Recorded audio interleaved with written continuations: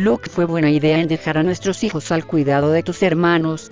No conozco bien a los dos. Tranquila, los pequeños estarán bien, mis hermanos saben cuidar bien a niños buenos y Carmen no se encuentra ocupada con sus entrenamientos de su equipo de fútbol. ¿Tu hermana juega en la Liga de Unova o en un torneo regional? Hace unos días conocí a un huérfano que tiene nivel para unirse a uno de esos clubes. Carmen juega en la liga de la región, tengo que hablar con ella acerca de aquello, esas cosas tardan en aceptarse unos 3 días y las pruebas para los nuevos otros 3 días. Al rato te mandaré todos los datos del aspirante, pero tengo importante de él, sus piernas traseras están torcidas, aparte una de sus piernas mide 10 centímetros menos que otra. ¿Y cómo jugará con esa condición física? Se le dificultará bastante cuando vaya a pelear por la pelota, o en cualquier jugada. Veremos cómo le va. Antes y ahora hubo jugadores con una discapacidad física o con un defecto al nacer. Ya veremos cómo le va.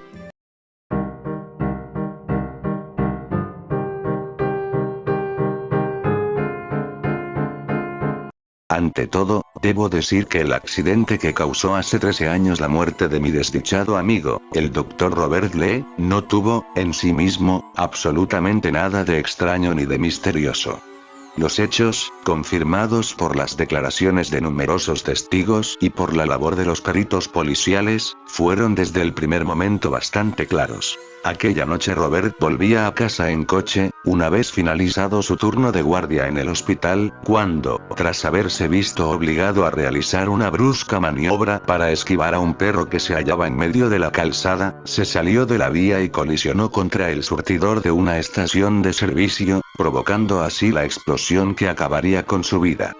Puestos a buscar algún detalle anormal, solo hallaríamos el hecho, a mi juicio insignificante, de que, según ciertos testimonios, el perro que provocó el accidente, un animal de gran tamaño y pelo negro, quizás un pastor belga abandonado por sus dueños, habría aparecido de repente, como surgido de la nada, y que luego se habría desvanecido de la misma manera.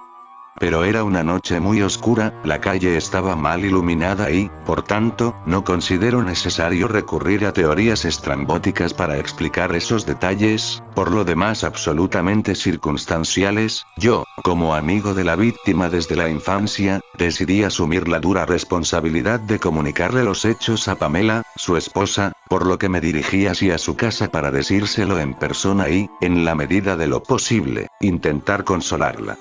Recuerdo perfectamente cómo llamé al timbre de la puerta y cómo, tras unos minutos de espera que se me hicieron eternos, la propia Pamela, aún medio adormilada, me abrió la puerta.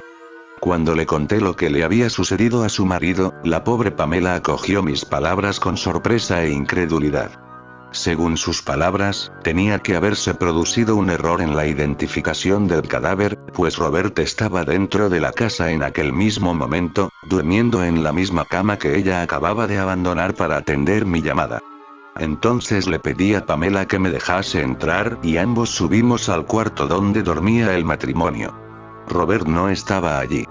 Ni tampoco estaba en ningún otro lugar de la casa.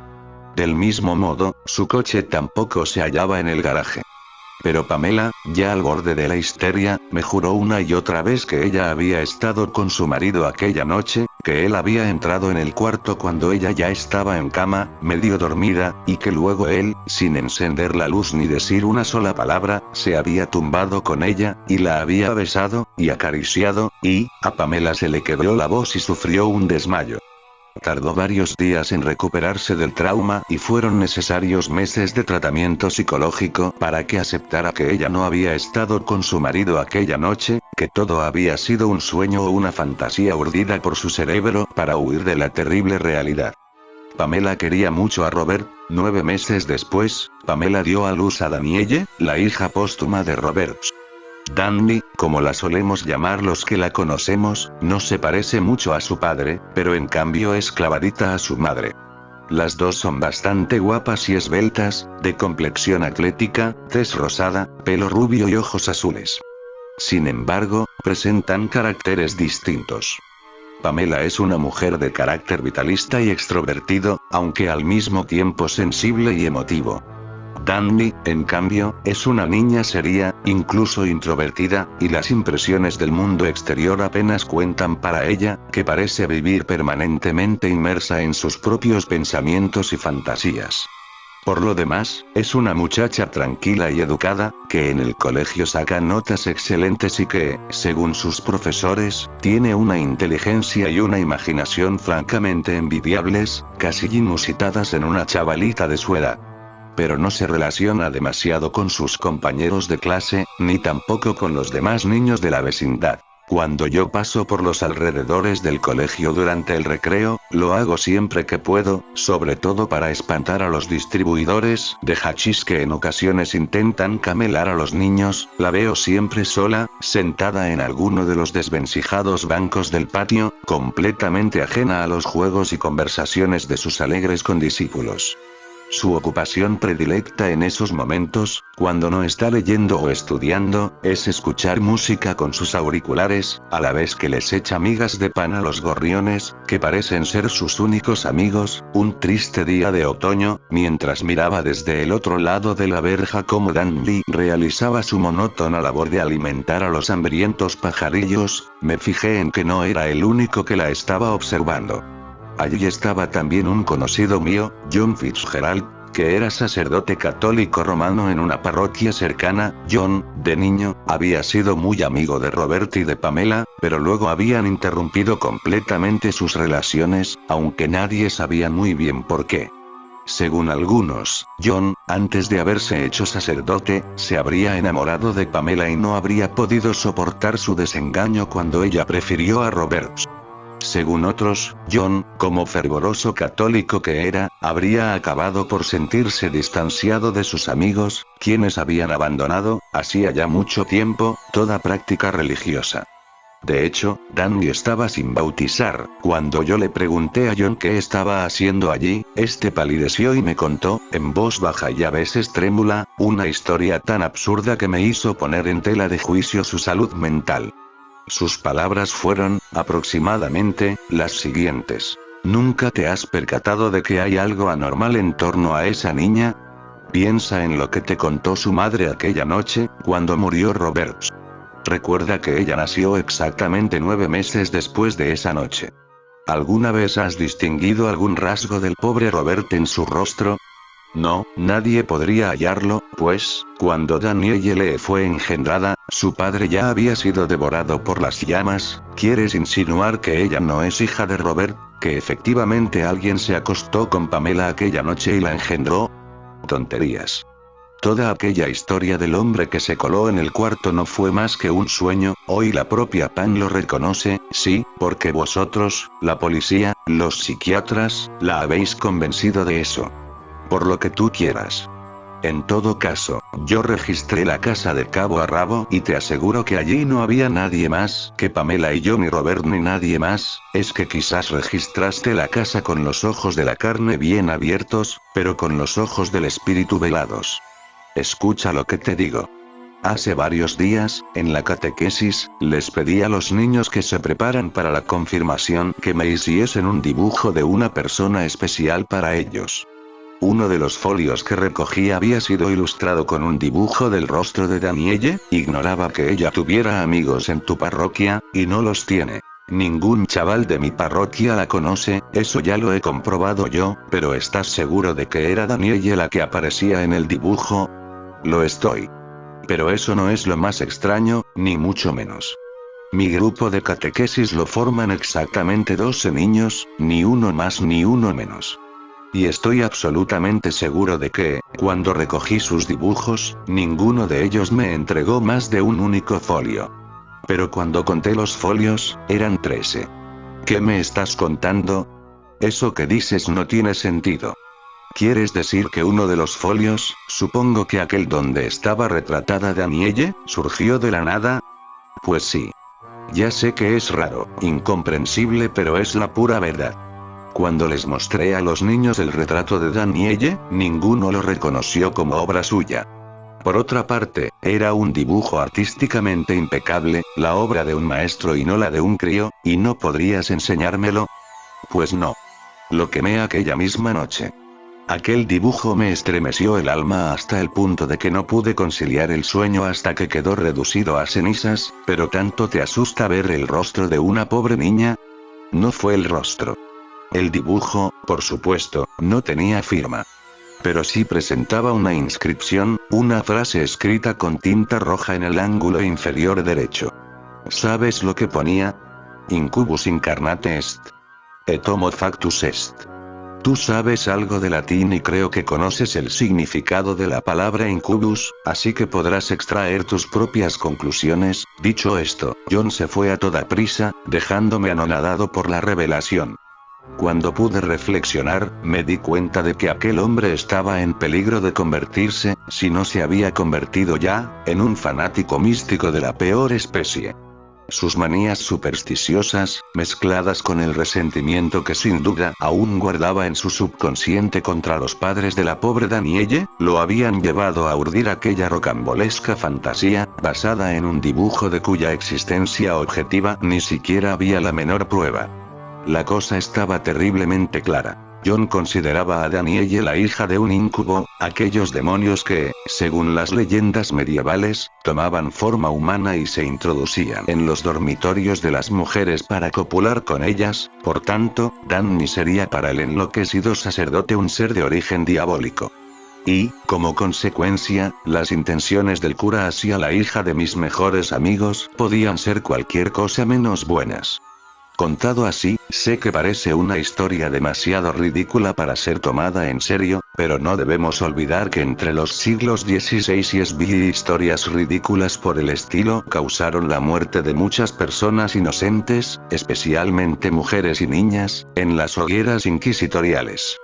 Y los Duvalier sabemos bien hasta dónde puede llegar el fanatismo de la Iglesia, pues, aunque somos católicos desde hace varias generaciones, descendemos de hugonotes que tuvieron que abandonar Francia durante las persecuciones religiosas del siglo XVII.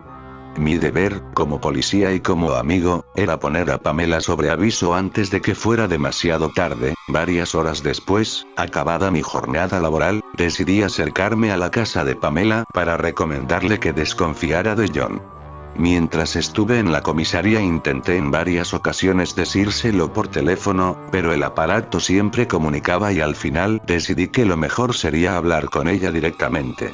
Cuando llamé a la puerta, Pamela me la abrió casi al instante, como si hubiera estado aguardando mi llegada. Creo que ella murmuró algo de que había oído el motor de un coche, lo cual era raro porque yo había llegado caminando y hacía tiempo que ningún coche pasaba por aquella calle.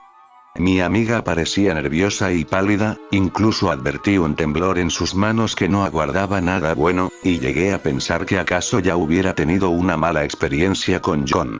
Antes de que pudiera preguntarle nada, ella me invitó a entrar con un gesto nervioso, y yo di un paso para acceder al vestíbulo, el cual estaba bastante oscuro.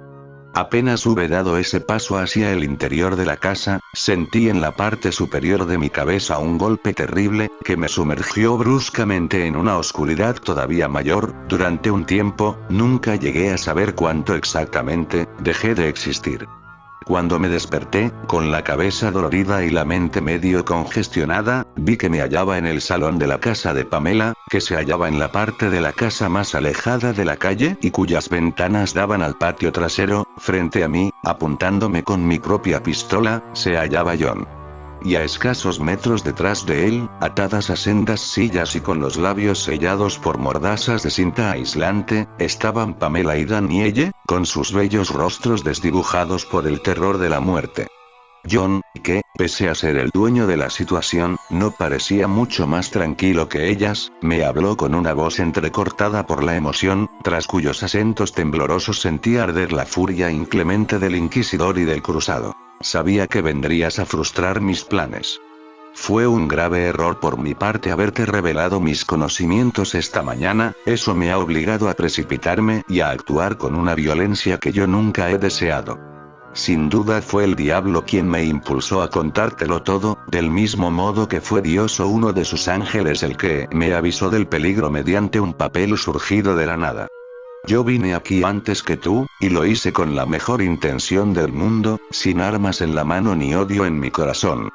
Intenté razonar con Pamela, le pedí que me permitiera bautizar a su hija para que las aguas sagradas limpiasen el alma de Danielle del estigma de iniquidad que la mancha desde su blasfema concepción, pero ella, esta meretriz del Averno, a lo que en otros tiempos consideraba mi amiga, y con la cual tuve, digamos, fantasías, antes de escuchar la llamada del Señor, me trató de loco y cubrió mi cabeza de blasfemias imperdonables. Tuve que usar la fuerza, la obligué a descolgar el teléfono y la amenacé con matar a su hija si no se sometía a mis órdenes. Ahora ya es demasiado tarde para solucionar el asunto de otra manera.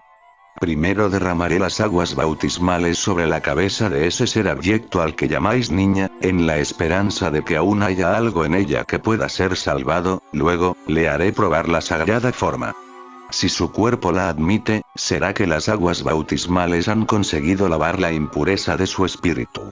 Pero si no, no tendré más remedio que matarla. Luego podréis hacer conmigo lo que vosotros y las leyes del mundo dispongáis contra mí, pero yo estoy presto a morir en paz si antes consigo erradicar al maligno de ese cuerpo infantil de un modo u otro. Yo estaba aterrorizado, anonadado en cuerpo y alma frente a aquel loco, que sin duda estaba dispuesto a acabar con la vida de Danielle. La pobre niña, por su parte, se hallaba visiblemente aterrorizada, al igual que su madre. Posiblemente, los nervios le impedirían tragar cualquier alimento que se le intentara introducir en la boca. Si John le hacía tragar la sagrada hostia y ella a continuación la escupía o vomitaba, como seguramente pasaría, el maldito cura ya tendría una buena razón para matarla sin miramientos. No podía permitirlo, aunque todavía estaba medio aturdido por el golpe, me arrojé sobre John, con la vaga esperanza de que él no supiera manejar la pistola. Vaya si sabía. Me atravesó el hombro izquierdo de un balazo, y creo que me hubiera podido atravesar igualmente el corazón si no fuera porque él, un hombre moral aún en medio de su locura, no deseaba matar a nadie si no era estrictamente necesario. Sin duda, él creyó que el impacto me arrojaría al suelo, como sucede en las películas, pero en la vida real no siempre sucede así, y a menudo un hombre herido por una bala puede mantenerse en pie hasta que la hemorragia acabe con sus fuerzas. Así, aunque medio mareado por el dolor y por la sangre que bañaba mi hombro, conseguí golpear a John y derribarlo, al mismo tiempo que le arrebataba el arma. Pero el cura no se rindió y apenas tardó unos segundos en levantarse, esgrimiendo en su diestra una pequeña pero temible navaja extraída de algún bolsillo oculto. Al parecer, no había sido del todo sincero cuando dijo que había venido sin armas. Yo intenté amenazarlo con la pistola, pero entonces sentí que el dolor y el mareo provocado por la hemorragia se aunaban para anular mis fuerzas, se me nubló la vista y la pistola se deslizó de mis dedos trémulos, cayendo al suelo con un ruido sordo que apenas fui capaz de oír. Tampoco pude ver claramente lo que pasó después y, en buena parte, hube de deducirlo a partir de los resultados. Al parecer, John había retrocedido instintivamente algunos pasos tras ver que lo estaba apuntando con la pistola, aunque siempre había conservado su navaja en la mano. Pero luego, al verme flaquear y perder el arma, se había lanzado contra mí como un lobo hambriento que se arroja sobre un toro herido, con su arma y su corazón dispuestos a bañarse en mi sangre. El inquisidor había dejado su lugar al cruzado, y el fanatismo místico del sacerdote, al ver en peligro sus designios, se había convertido en mera furia bestial. Pero entonces la propia Danielle, imponiéndose admirablemente al terror que la atenazaba, había conseguido hacerle la zancadilla introduciendo su pierna entre las de su raptor. Este perdió el equilibrio y volvió a caer al suelo, pero esta vez para no levantarse nunca más. Quiso la suerte que al caer se le clavara su propia navaja en el corazón. Cuando me hube recuperado un poco de mi mareo, me acerqué, tambaleando, a Pamela y a Danielle, las desaté, y luego los tres nos abrazamos llorando. Habíamos visto la muerte muy de cerca, pero al final, en parte gracias a la suerte y en parte gracias al valor de la niña, conseguimos salir con vida de aquella pesadilla. John había invocado a Dios, pero él había estado con nosotros. Fin del relato de Duvalier. Varios días después, Danielle, como todos los recreos, se dedicaba a desmigajar el pan para echárselo a los gorriones, aparentemente ensimismada y ajena a los ruidosos juegos de sus jóvenes camaradas. Los pajarillos, como es natural, parecía encantados con el banquete, pero al final hubieron de abandonarlo, mal de su grado, cuando un enorme cuervo, negro como una noche sin luna, bajó del cielo y los expulsó a todos, amenazándolos con sus lúgubres graznidos. Cuando vio al cuervo, Danielle pareció emerger bruscamente de su ensimismamiento y por primera vez en mucho tiempo una sonrisa se dibujó en su bello rostro de hada, mientras ella le guiñaba un ojo al cuervo. El guiño fue respondido, la historia continúa. 12 años después y muy lejos de los Estados Unidos, en la localidad de Pasos, Ourense, España. Conocemos esta villa porque en ella se ha ambientado la historia titulada Lobos, en la cual hemos conocido a Ana Vázquez, una adolescente que padecía los efectos de una terrible maldición ancestral. Ha pasado un año desde que Ana se salvó de la maldición que sufría y de una muerte segura gracias al sacrificio de su amigo Rui, que entregó su vida a cambio de la suya. Extracto del diario de Ana Vázquez: un manso río, una vereda estrecha, un campo solitario y un pinar, y el viejo puente rústico y sencillo completando tan grata soledad. Estos versos de Rosalía saben a ti, Rui. Me acuerdo de que los leímos en clase de lengua, el día que te conocí. ¿Cómo olvidar que te saltaste todos los temas de gramática para disimular que no tenías ni idea de sintaxis? Y cuando estoy aquí, sentada junto al río, entre las piedras cubiertas de musgos que llegan hasta el agua y los álamos que les dan sombra durante todo el día, la naturaleza me hace pensar en ellos y luego ellos me hacen pensar en ti. Ha pasado casi un año desde la última vez que soñé contigo, más tiempo aún desde que te fuiste para siempre, pero para mí es como si jamás te hubieras ido, porque yo estoy hecha de recuerdos de ti y sé que mientras viva tú nunca dejarás de estar conmigo. Este último curso ha sido bastante tranquilo y, en general, me siento bastante contenta. He sacado buenas notas en todo, incluso en física, con el hueso de Ortega. Todo va bien en casa, me lo he pasado genial con mis nuevos compañeros, el Celta ha conseguido la permanencia y vuelven a echar la serie de Son Goku en la TVG, firmaría que las cosas siguieran así para siempre. Mamá sigue en el colegio, dándoles clases de inglés a los peques, y creo que cada año que pasa está más guapa. Ya le digo que aproveche para buscarse novio, que aún está a tiempo, pero ella ni caso. En fin, supongo que yo tampoco soy la persona más adecuada para dar ese tipo de consejos, ¿no crees? Nuestro amigo Manolo, el cura, está como siempre, o sea, discutiendo con todo el mundo en la cafetería del instituto, especialmente con Matías, el profesor de historia, que sigue siendo su principal oponente ideológico. Por cierto, tengo que contarte alguna de las suyas, pero más tarde, no ahora. Sandra Veiga ha terminado sin problemas de eso, está muy mona y sale con un chico de su clase llamado Bryce. Cuando la veo en los recreos parece muy contenta y creo que lo de Clara Urrutia ya lo tiene totalmente olvidado, al menos eso espero. Ahora, gracias a ti, soy una persona distinta y puedo relacionarme mucho más y mejor que antes con mis compañeros de clase, sobre todo con las chicas. Con los chicos, bueno, hago buenas migas con algunos, pero por ahora de novios nada, tampoco tengo prisa, no te creas. Últimamente me llevo especialmente bien con una chica que se llama Bea Sotelo. Bea es una muchacha muy simpática e inteligente, además de bastante guapa, por lo que resulta fácil congeniar con ella, y eso que también tiene sus cosas. Básicamente Bea es una chica muy sana. No fuma, no bebe alcohol y practica el wushu desde pequeña. De hecho, hace un par de años fue la subcampeona de España en su categoría y desde entonces siempre lleva consigo su medalla de plata, como si esta fuera un amuleto de la buena suerte. Lo único que la hace algo pesada es que le da demasiada importancia a la política. Eso es algo que le viene de familia. Su padre es militante de Izquierda Unida, su madre está afiliada a Comisiones Obreras y entonces no es raro que lleve la política en las venas. Por supuesto, y aunque todavía no puede votar, ya ha decidido que es muy roja, además de atea, feminista y partidaria del amor libre. Apenas nos conocimos, a las primeras de cambio ya me preguntó, con toda la seriedad del mundo: ¿y tú eres de izquierdas o de derechas? Para mí fue un marrón, porque, aunque esté un poco mal decirlo, la verdad es que nunca me he preocupado mucho por esas cosas. Realmente, preguntarme por eso es casi como preguntarle a un vietnamita si es del Celta o del Depor, pero me tenía pillada y no podía salirme por la tangente.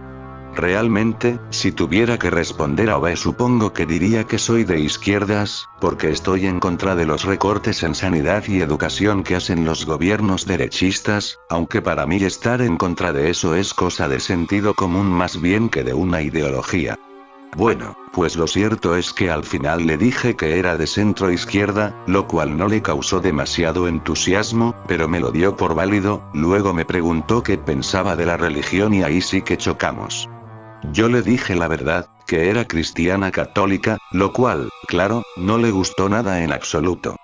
Entonces empezó a sermonearme, a preguntarme cómo era posible que una chica inteligente y moderna como yo aún creyera en esas paparruchas, y a criticar con saña la moral sexual de la iglesia. Recuerdo que me dijo, citando a no sé quién, que creer en Dios era como creer en el hombre lobo. Imagínate cuánto me afectaría a mí ese argumento. Y luego estuvo un buen rato recomendándome que me metiera en no sé cuántas páginas de Facebook, hasta que por fin me dejó hablar y pude decirle que no tenía Facebook. En esas estábamos, teníamos hora libre y nos encontrábamos en la cafetería del Insti, cuando pasó por allí precisamente Manolo, que tampoco tenía clase y venía a tomarse su irrenunciable café de media mañana. Él a Bea no la conoce, pues ella no va a clases de religión, pero debió de captar algo de nuestra conversación. Tiene el oído de un lince, y no se lo pensó dos veces antes de intervenir.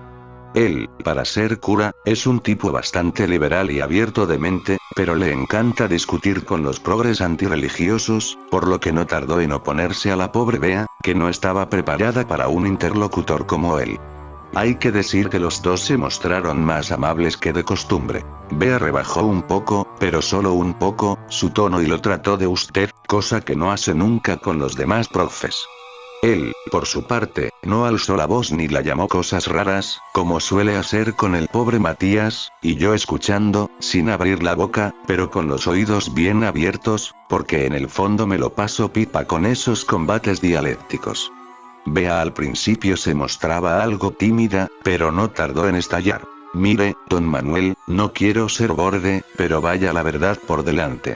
Con gente como usted el mundo nunca habría ido hacia adelante. Manolo aguantó el golpe y respondió, más divertido que ofendido. Bueno, según tu filosofía el destino final del mundo es convertirse en un inmenso desierto helado, así que no veo por qué habría que empujarlo hacia adelante, pero yo no me refiero al universo, me refiero a la gente, al progreso humano. Desde que hemos sustituido a la religión por la ciencia hemos inventado muchas cosas útiles. Ordenadores, aviones, satélites artificiales, teléfonos móviles, y antes de eso, cuando la gente no era tan científica, solo se inventaron cosas inútiles, como la escritura, la agricultura, la metalurgia, la navegación. Bueno, pero la técnica tampoco es lo único importante. Ahora que la gente ya no cree en Dios, la sociedad tiene unos valores intelectuales y morales mucho mejores que en el pasado. Claro, donde estén Belén Esteban y Bárcenas que se quiten Platón y San Francisco de Asís, ¿verdad? Bueno, no hablo de todo el mundo, por supuesto, pero no se puede negar que la sociedad es cada vez mejor desde que ha desaparecido el dominio de las religiones. Hoy nos estremece pensar en Hitler y en los nazis, pero en la Edad Media ni siquiera hubieran llamado la atención, porque entonces en todas las guerras se mataba y torturaba sin compasión. Vale, puedo admitir que la sociedad actual quizás sea algo más pacífica que la medieval. Pero pacifismo no siempre equivale a bondad. También los leones y los lobos son muy pacíficos cuando tienen el estómago lleno. Pero espera a que tengan hambre y verás, si, por alguna catástrofe, una guerra nuclear o un invierno volcánico, por ejemplo, perdiéramos la prosperidad material que tenemos hoy y no hubiera suficiente comida para todos, no tardaríamos ni un día en recuperar las viejas costumbres del canibalismo y del infanticidio. Bueno, en casos desesperados aparece lo peor del ser humano, pero al menos hoy la gente no disfruta matando a los que no son como nosotros, mientras que antes existían las guerras santas y la esclavitud. En efecto, hoy ya no nos gusta matar a los que son diferentes, sobre todo porque hemos descubierto que es mucho más cómodo y rentable dejar que se mueran de hambre. Y, por cierto, a nivel mundial no tiene sentido que hables de la esclavitud en pasado, pero si eso aún existe es precisamente por culpa de la religión. Sí, sobre todo de la religión del dios dinero, que es sin duda la más sanguinaria del mundo. Ni siquiera Torquemada es responsable de tantas muertes como los muy materialistas directivos de algunas multinacionales modernas, y, curiosamente, también es la menos criticada por los apóstoles del laicismo. Oiga, yo no soy partidaria de ese sistema, yo creo que otro mundo es posible. Pues mira por dónde, al final estamos de acuerdo en lo que realmente importa. Bea ya iba a protestar, pero entonces sonó el timbre y, como teníamos clase con Ortega, que, además de ser el profe más cateador del instituto, te pone falta como llegues un segundo tarde, tuvo que salir pitando de la cafetería. Para mí que Manolo ya tenía el tiempo bien calculado, él es más pillo de lo que parece, por supuesto, sus argumentos no hicieron que Bea cambiase ni un ápice su forma de pensar, pero sí que desde entonces le entrarán ganas urgentes de ir al baño siempre que veía a Manolo entrando en la cafetería. Fin de la narración de Ana Vázquez. La amistad que Beatriz Sotelo, Bea para los amigos, sentía hacia Ana era sincera, pero no totalmente desinteresada. También tenía algo que ver con Alberto, el hermano mellizo de Bea, que también estaba haciendo el bachillerato en el IES Carla Padrón de Pasos, aunque le había tocado una clase diferente, por haber escogido otras asignaturas. Resulta que Alberto llevaba varios años enamorado en secreto de Ana, aunque era tan tímido que apenas se había atrevido a hablar con ella en un par de ocasiones, no sabiendo cómo acercarse a la dama de sus sueños. Cuando supo que Ana iba a ser compañera de clase de su hermana, llegó a un acuerdo con esta. Alberto ayudaría a Bea con la física siempre que fuese necesario, ella estaba algo verde en dicha asignatura, en cambio a Alberto se le daba tan bien que hasta el temible Ortega le ponía dieces, y, a cambio, ella debería acercarse a Ana, estudiar sus costumbres y sus gustos, hablarle bien de Alberto siempre que viniera a cuento, en suma, estudiar el terreno, como si fuera una mezcla de espía y confidente. Además, debía sacarle fotos siempre que pudiera y pasárselas a su hermano, impresas a todo color, pues si se las enviaba por Facebook o 20, alguien podría sospechar lo que se estaba cosiendo. De este modo, y aunque Alberto todavía no se había atrevido a declararse, al menos el enamorado muchacho ya tenía las paredes de su cuarto prácticamente empapeladas con fotos de Ana a tamaño póster. Por supuesto, aquello era un secreto para todo el mundo más allá de su propia familia. Además, tenía la inmensa suerte de que sus padres, tan progres ellos, no le llamaran la atención al respecto, poniéndole como únicas condiciones para permitirle semejante decoración que siguiera llevando buenas notas y que tirara las fotos donde Ana aparecía en la piscina, luciendo bikini, porque a su madre le parecieron machistas. De Alberto podemos decir que era un muchacho apuesto, aunque físicamente no demasiado fuerte, tímido, introvertido, más reflexivo que dinámico, muy inteligente y, al mismo tiempo, bastante sensible. Al igual que su hermana, tenía el pelo y los ojos oscuros, mientras que el tono de su piel era más bien pálido.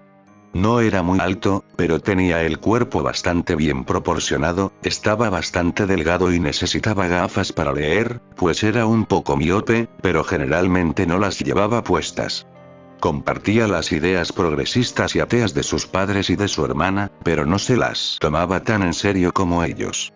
En el fondo, su idea básica era que cada uno puede pensar o creer en lo que quiera siempre que respete a los demás, por lo que no le gustaba discutir ni pretendía convencer a nadie.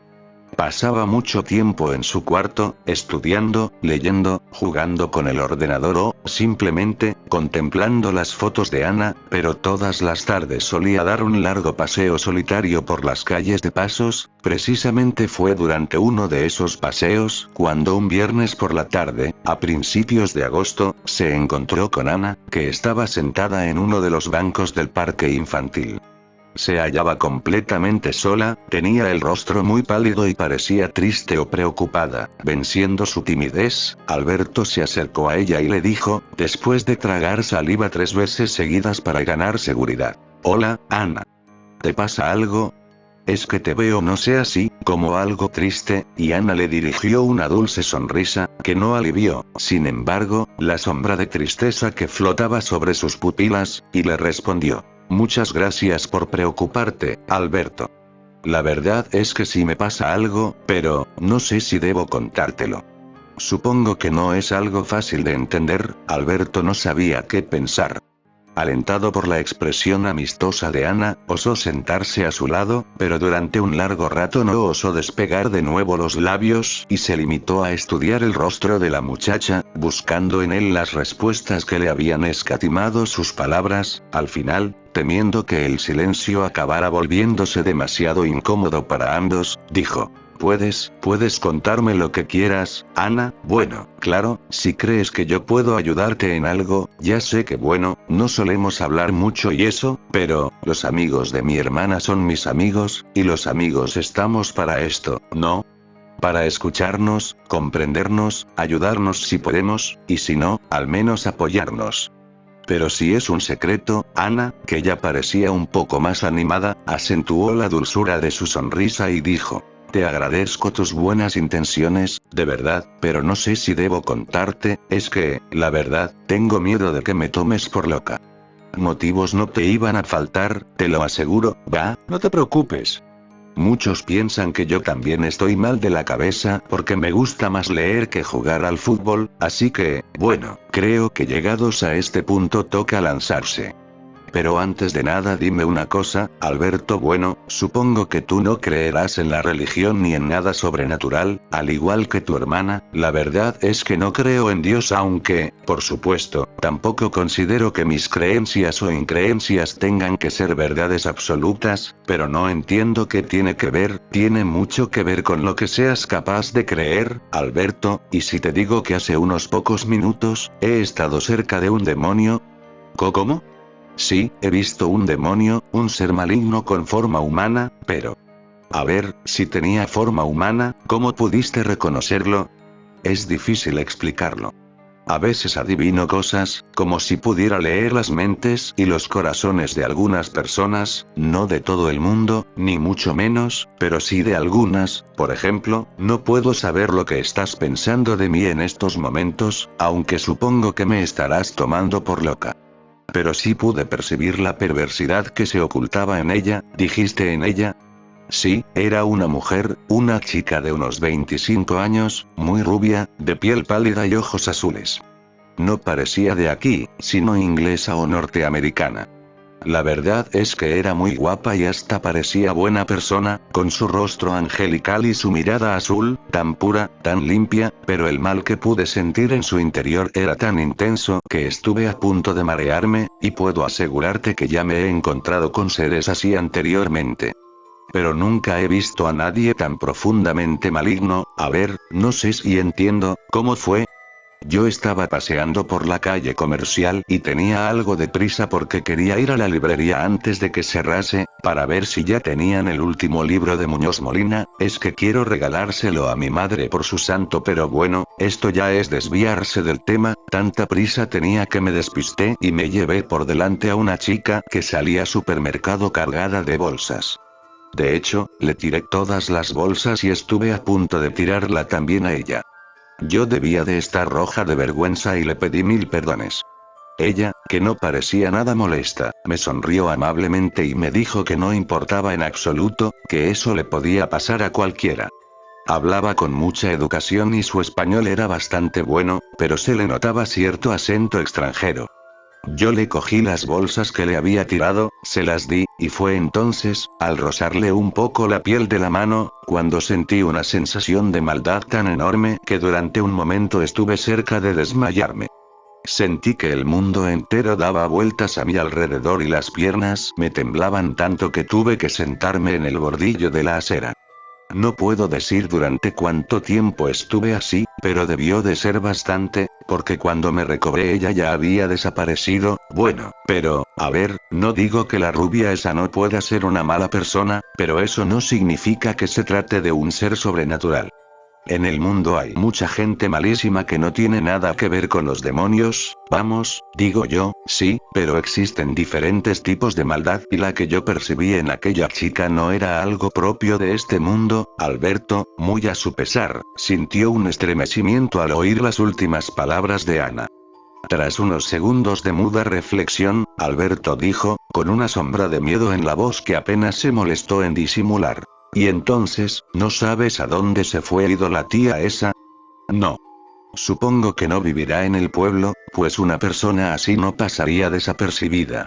Además, llevaba las bolsas muy cargadas, como suelen hacer las personas que solo pasan por el centro de vez en cuando y que entonces aprovechan para hacer de una vez las compras de varios días.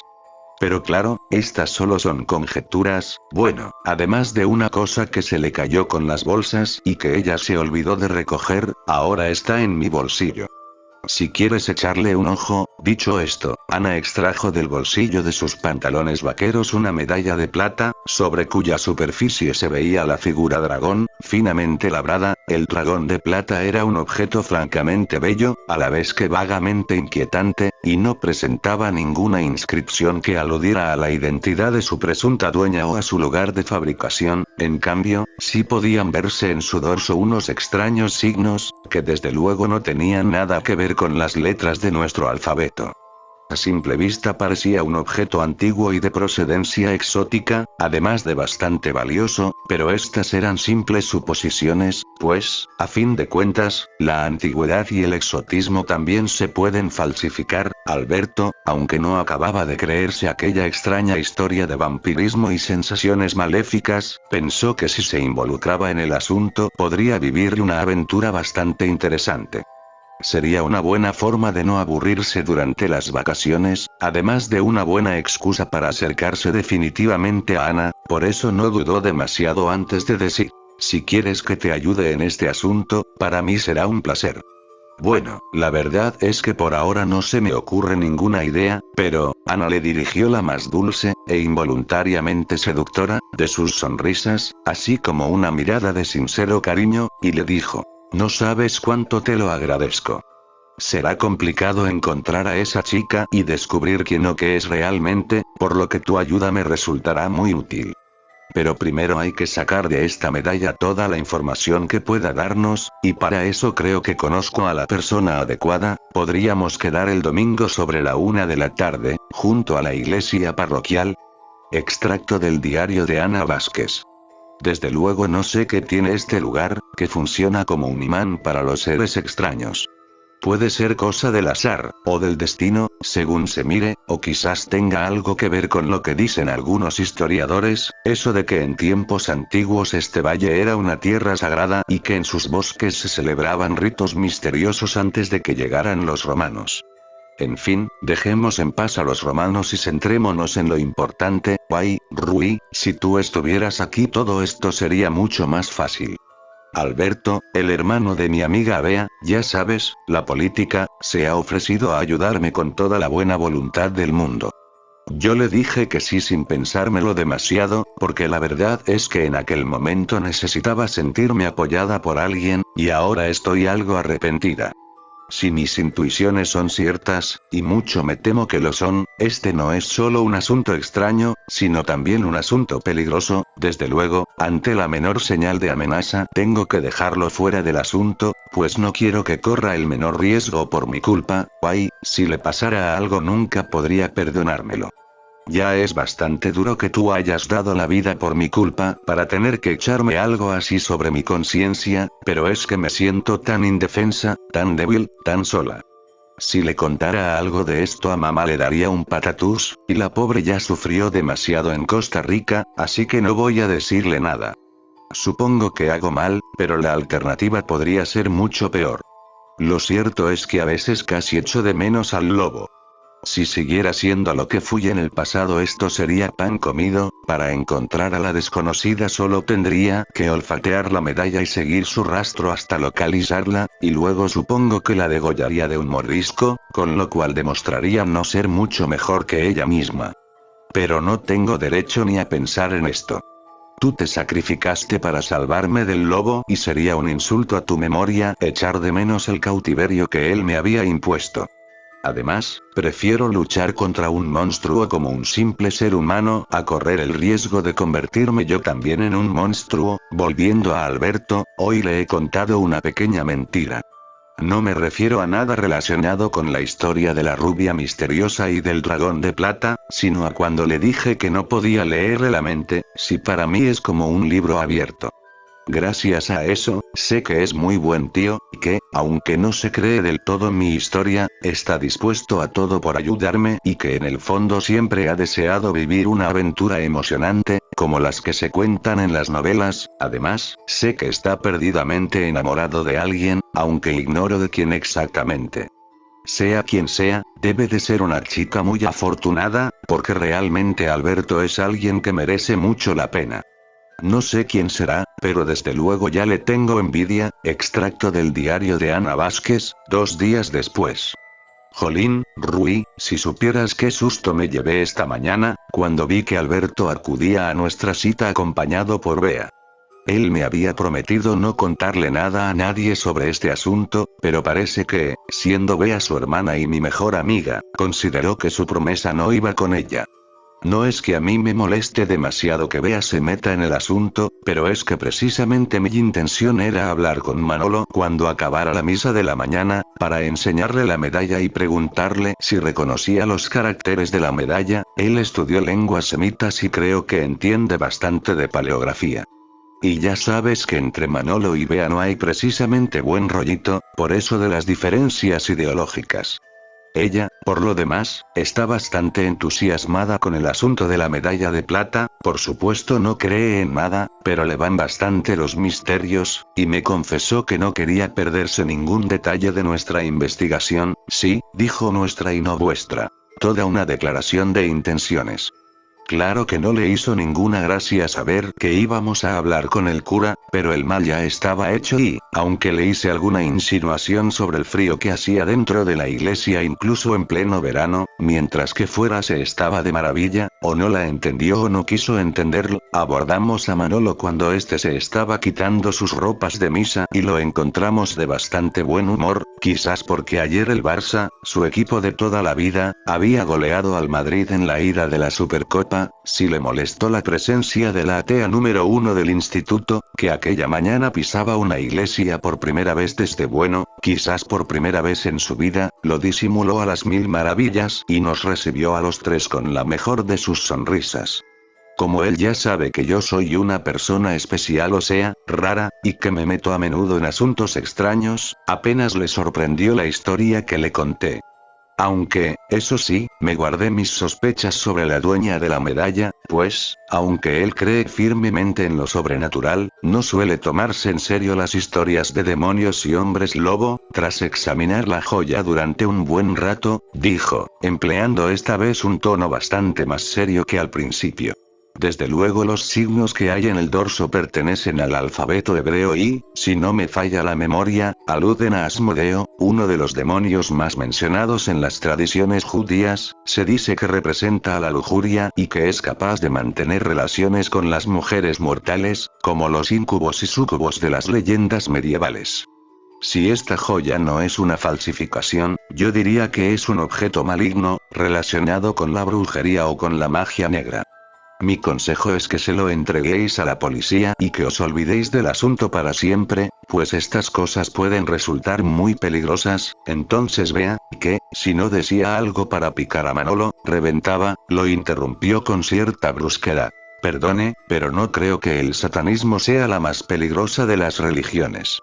En la época de las brujas, no eran ellas precisamente quienes mataban o torturaban a personas inocentes para aterrorizar al pueblo, sino que quienes hacían esas cosas eran precisamente los inquisidores encargados de darles caza. Manolo, que parecía más interesado por la medalla que por las palabras de Bea, apenas le prestó atención y se limitó a decir: para mí, eso también fue satanismo. Si Torquemada, el gran perseguidor de judíos, tenía sangre semita en las venas, ¿por qué no pensar que operaba alguna influencia diabólica, consciente o inconsciente, sobre aquellos criminales con sotana que dirigían la casa de brujas? Resulta muy fácil eso de echarle la culpa de todo lo malo al diablo. Pero sí, según ustedes, su Dios es todopoderoso, ¿por qué no acaba con el diablo y con el mal de una vez por todas? La Biblia nos enseña que para Dios todo es posible, no que todo le resulte fácil. Él pudo crear el mundo, pero luego tuvo que descansar. Él pudo redimir a la humanidad, pero eso le costó los tormentos de la crucifixión. Al final Dios siempre gana, pero hasta para él la victoria tiene un precio, y el diablo no es un pequeño adversario.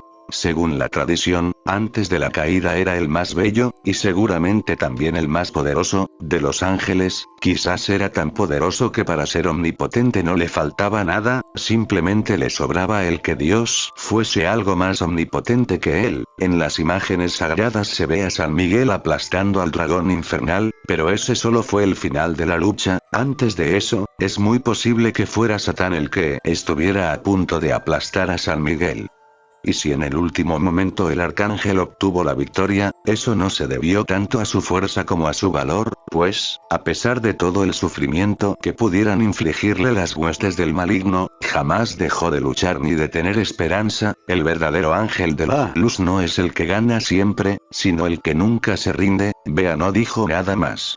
Aquella peculiar perspectiva de Manolo sobre la guerra del cielo nos había sorprendido a todos, ateos y creyentes. Y entonces yo me acordé de ti, Rui, y también me acordé de mi querido Son Goku. ¿Qué quieres? Una no deja de ser una cría de la noche a la mañana. Superman siempre aplasta a sus enemigos sin despeinarse el tupé, gracias a sus superpoderes infinitos. En cambio, durante las interminables batallas de Dragon Ball Son Goku sufre, sangra y lleva las de perder durante 20 o más capítulos seguidos, hasta que en el último episodio de la saga, y solo entonces, consigue vencer a su adversario, y eso no porque sea realmente el más fuerte, ni siquiera porque sea el bueno de la serie, sino simplemente porque nunca se rinde y conserva la esperanza incluso cuando todo parece perdido. Quizás ese sea el secreto de la vida y el único punto débil de las fuerzas del mal. Por mucho que te machaquen nunca podrán conseguir que dejes de soñar. Yo estaba pensando en eso cuando Manolo cambió de tema y dijo: pero si queréis seguir investigando, puedo deciros el nombre y la dirección de alguien que sabe de estas cosas mucho más que yo. Y, además, es mucho más guapo que yo, continúa el diario de Ana Vázquez. Por suerte, el experto en objetos extraños que nos recomendó Manolo no vivía demasiado lejos de la parroquia. Se trataba de un estudiante de historia del arte que normalmente vive en Santiago, donde está haciendo la carrera, pero que suele pasar los veranos en su casa familiar, situada en la zona vieja de Pasos. Según nos dijo Manolo, y pudimos comprobar después, Ricardo Moríñigo, pese a tener poco más de 20 años, ya es una verdadera eminencia en reliquias arqueológicas y símbolos esotéricos. Su padre, el difunto profesor Fernando Moríñigo, llegó a ser uno de los investigadores más célebres de nuestro país, además de uno de los profesores más eminentes de la USC.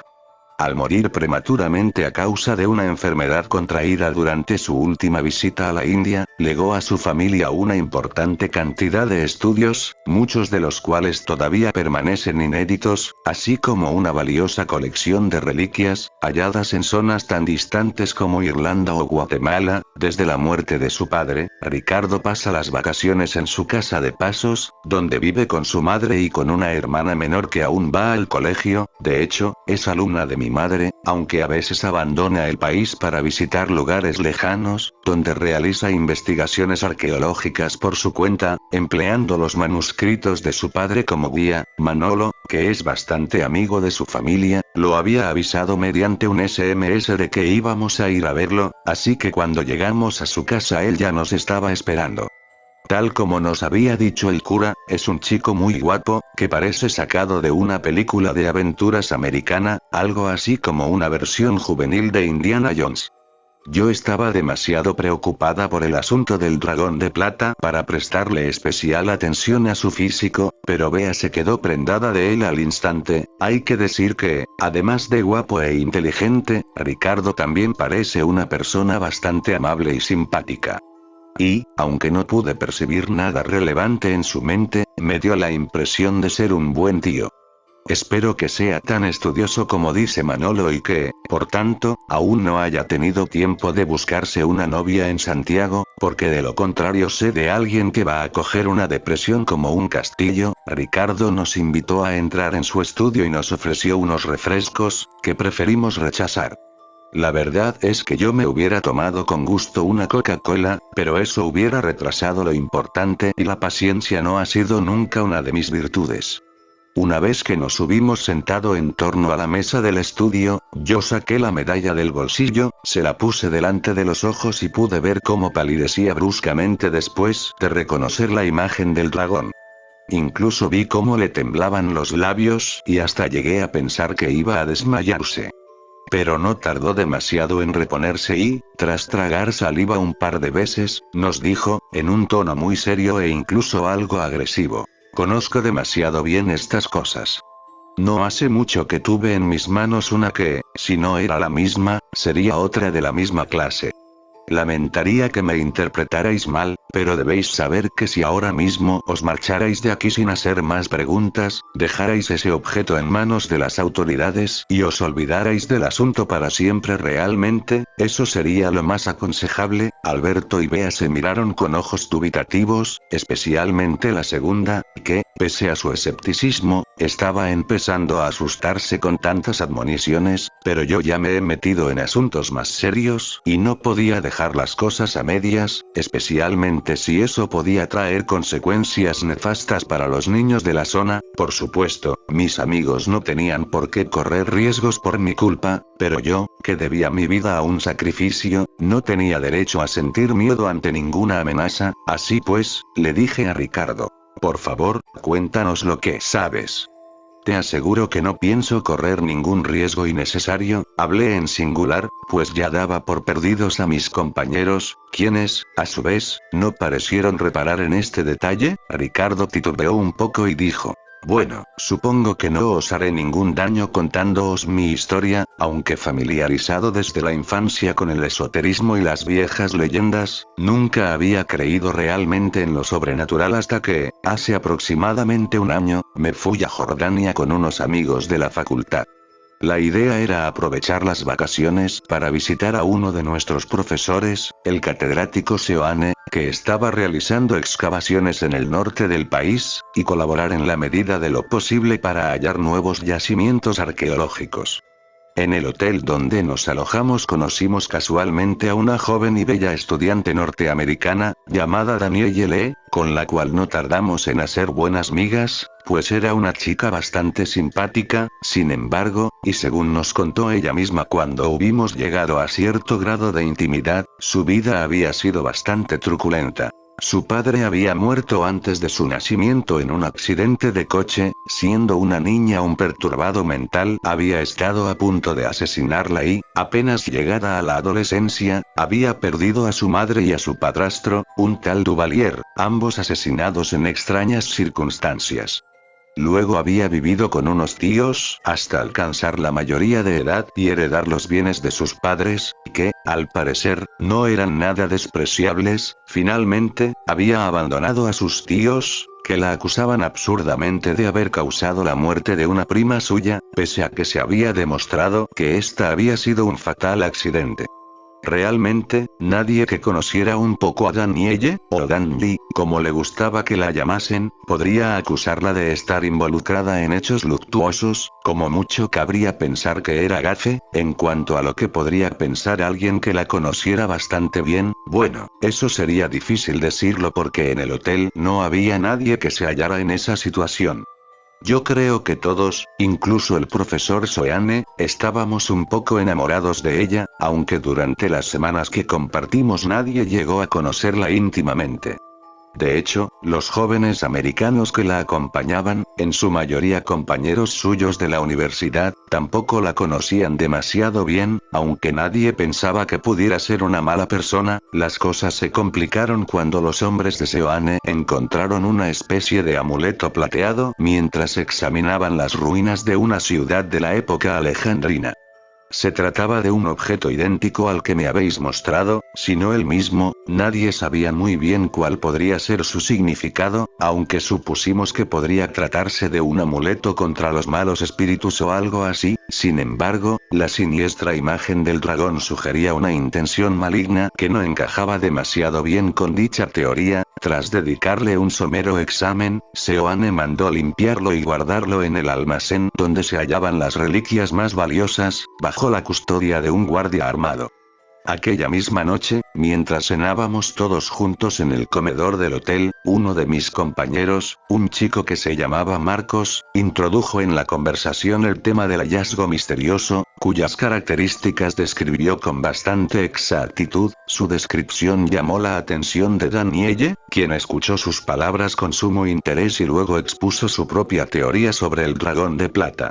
Según sus propias palabras, ella ya había oído hablar de tales objetos, que antiguamente eran utilizados por una secta de hechiceros para invocar impunemente a los más terribles habitantes del infierno. Quien llevara consigo el distintivo del dragón de plata sería reconocido por los espíritus malignos como un miembro de la secta y no sería atacado al realizar sus conjuros. Dicho esto, Danielle se calló y se negó a especificar de dónde había extraído esa información, diciendo únicamente que lo había leído en un viejo libro cuyo título y autor no podía recordar. Poco después nos retiramos a nuestras habitaciones y nos acostamos, pero un grito desgarrador nos despertó a todos en el momento más oscuro de la noche. Aquel grito procedía del almacén donde se hallaba el dragón de plata y pronto nos congregamos allí todos los que pernoctábamos en el hotel, con la única excepción de Danielle, a la cual nadie había visto últimamente. El guardia del almacén había sido asesinado mediante una cuchillada en la espalda y el arma utilizada había sido uno de los cuchillos que formaban parte de la cubertería del hotel, probablemente uno de los que habíamos utilizado durante la cena. Todo parecía indicar que el asesino tenía que ser algún cliente del hotel, pues, dejando aparte la naturaleza del arma, el guardia había sido asesinado a traición y cuando se hallaba totalmente desprevenido, cosa que no habría ocurrido de haberse encontrado con un extraño. En cuanto a las reliquias del almacén, todas seguían en su sitio salvo el dragón de plata, que había sido robado forzando la vitrina donde había sido depositado. Lo cierto es que no volvimos a saber de Danielle ni a tener la menor noticia sobre su paradero. Parecía imposible que ella hubiera sido la asesina, pero todas las evidencias parecían apuntar en esa dirección. Se organizó una expedición para rastrear los alrededores en su busca, pero una fuerte tormenta de arena retrasó durante varias horas su partida y eliminó todas las posibles pistas, de modo que no se pudo hallar ni rastro de la desaparecida. Ricardo terminó su relato y nos mostró una foto que guardaba en su móvil, donde aparecía la tal Danielle. Desde luego, era la misma chica con la que había chocado el viernes. Supongo que en aquel momento todos estábamos bastante pálidos, pues la cosa no era para menos. De hecho, la incrédula y audaz Bea era la que parecía más asustada. Sin duda les costaba menos aceptar la existencia del diablo que la de Dios, actitud esta que, por otra parte, resulta fácil de comprender teniendo en cuenta cómo es el mundo en el que vivimos. Alberto también parecía algo nervioso, pero no tanto como su hermana. Y yo misma, pese a que a estas alturas ya debería estar curada de espantos, no pude evitar un estremecimiento al recordar que apenas 2 días antes había estado a escasos centímetros de aquella mujer tan terrible y enigmática. Tras un rato de silencio, Bea no pudo contenerse y dijo, con la voz algo trémula y sin disimular su angustia: Ricardo tiene razón, no debemos seguir con esto. Ana, deberías llevar el dragón a la comisaría y que se arreglen allí con él. Además, si ella es sospechosa de asesinato, deberíamos denunciarla para que la busque la Guardia Civil. Ricardo habló de nuevo. No creo que la Guardia Civil pueda hacer nada contra un ser semejante. En cuanto a lo de dejar el dragón en manos de la policía, admito que fui yo quien lo propuso, pero, pensándolo mejor, ya no estoy seguro de que sea suficiente para conjurar el peligro que puede amenazarnos. Ella ha visto a Ana, sospechará sin duda que tiene el dragón, y probablemente la buscará para recuperarlo, si es que no la está buscando ya. Y, si no me equivoco, Después también buscará a todas las personas que tengan relación con ella y que puedan conocer su secreto. Estoy empezando a pensar que lo mejor sería que fuésemos nosotros los que la buscáramos a ella para cogerla desprevenida y hacer lo que sea necesario para detenerla. Bea palideció aún más. Parecía a punto de desmayarse de puro miedo, pero se atrevió a preguntarle a Ricardo: ¿y en ese caso tú vendrías con nosotros? Por supuesto. Solo faltaría que os dejara solos en esto, como un vulgar cobarde. Yo, pese a estar bastante preocupada, no pude contener una sonrisa y un intercambio de miradas con Alberto cuando mi amiga, tras oír las palabras de Ricardo, recuperó rápidamente los colores del rostro, como si la posibilidad de compartir una peligrosa aventura con aquel atractivo universitario fuera un remedio infalible contra el miedo, y dijo a su vez, irradiando seguridad: pues entonces que se prepare. A fin de cuentas, sin el dragón no podrá hacer gran cosa, ¿verdad? Entonces fue Alberto el que intervino, en plan aguafiestas. Ya, hasta ahora sin él lo único que ha hecho ha sido matar a unas cuantas personas, empezando por su propia familia y terminando por aquel pobre guardia, pero vea, que parecía estar bajo los efectos de un repentino subidón con el que intentase compensar su flaqueza anterior, no se amilanó y dijo: esa gente estaba desprevenida, pero nosotros ya sabemos, más o menos, a lo que nos enfrentamos. Y, por muy mala que sea, tampoco debe de ser muy lista. Si tan valioso es el dragón de plata para ella, debió haber tenido más cuidado para no perderlo. Mi medalla de Wushu no vale tanto, pero yo siempre sabría conservarla, pasar a lo que pasara. Entonces intervine yo.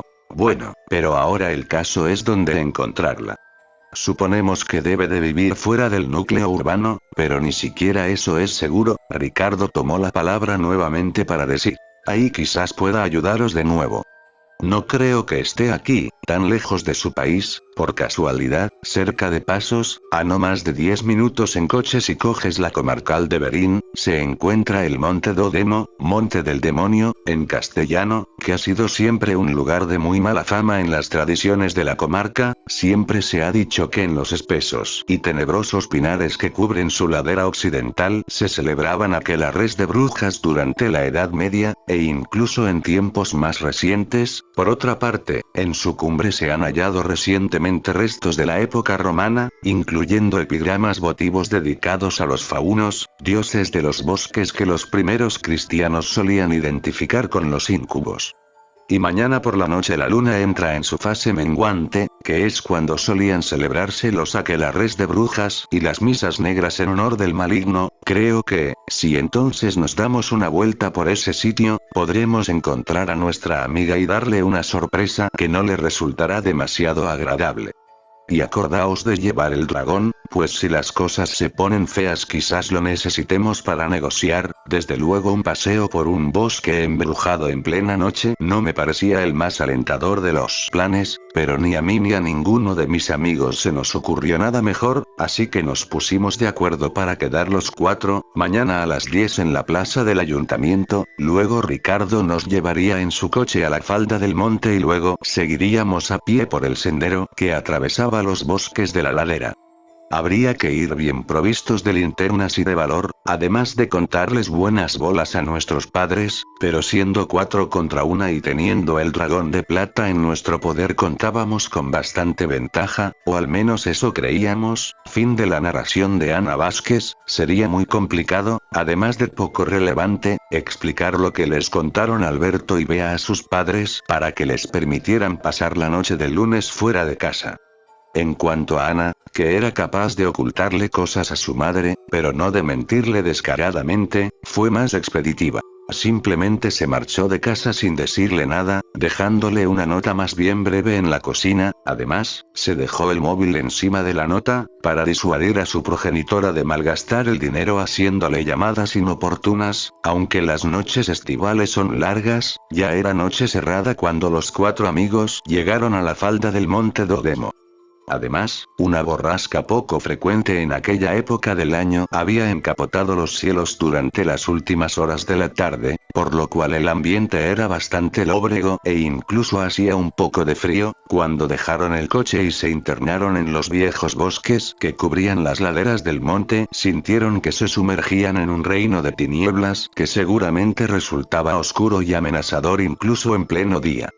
Solo las linternas que se habían acordado de traer les permitían avanzar por aquella angosta pista de tierra, mal cuidada y en algunos trechos bastante resbaladiza, debido a la perenne humedad de la espesa capa musgosa que cubría las piedras. Durante varios minutos avanzaron en silencio. Al bajar del coche habían acordado no hablar en absoluto si no era indispensable y aun entonces hacerlo mediante susurros, adentrándose cada vez más en aquel siniestro reino de pinos y helechos, donde solo se oían el silbido de la brisa nocturna y el canto melancólico de alguna solitaria ave nocturna.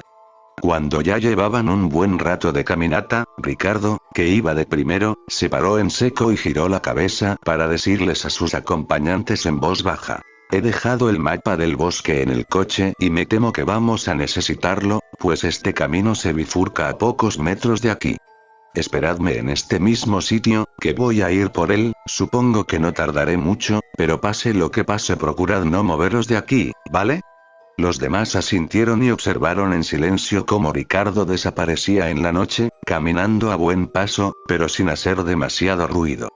Durante algún tiempo Ana, Alberto y Bea se limitaron a esperar su retorno sin decir ni mu, cada uno de ellos embebido en sus propios pensamientos, y todos esforzándose por dominar el miedo que les inspiraba el bosque misterioso y ancestral que los rodeaba por los cuatro costados. Incluso Ana, con mucho la más experimentada de los tres en aquellos lances, sentía que la sombra del miedo oscurecía cada vez más su imaginación. En otros tiempos, aún no demasiado lejanos, ella se había enfrentado con valor a situaciones igualmente peligrosas, conocía bien los bosques de la zona y no ignoraba lo que se siente cuando la muerte nos ronda de cerca, pero aquel lugar le sugería una nueva forma de temor que hasta entonces nunca había sentido, ni aun en aquella siniestra selva de Costa Rica donde su amigo Rui había encontrado la muerte.